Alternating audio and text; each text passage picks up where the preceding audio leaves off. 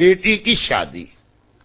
आज के इस 21st सेंचुरी में इस मसले पे बात करना अपना मजाक उड़ाना।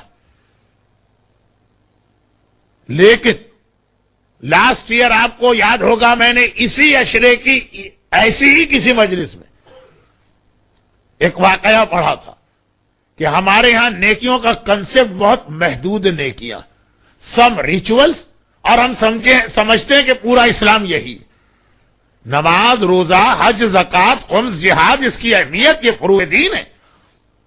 इनमें से अक्सर का इंकार आदमी को काफिर बना देता, मगर इसके अलावा भी नेकियां बहुत ज्यादा, और उनमें से एक अहम तरीन नेकी ये कि सोसाइटी, स्पेशली इस्लामी सोसाइटी, इसमें जो मोरल करप्शन है इससे आदमी को बचाया जाए।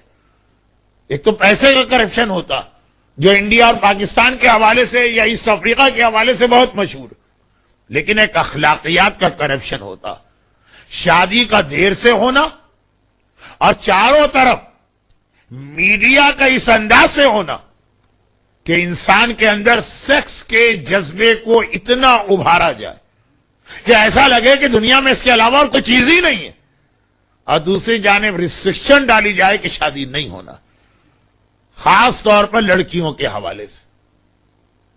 हमारे माशरे की एक ट्रेजेडी यह भी है कि जब लड़की की एज शादी के काबिल होती है, अभी उसे शादी नहीं करना, अभी उसको एजुकेशन कंप्लीट करना, अभी उसे अपना करियर बनाना, रिश्ते भी आना शुरू होते हैं। लेकिन नहीं, अभी 17 साल 18 साल की लड़की की शादी नहीं करना है हमको।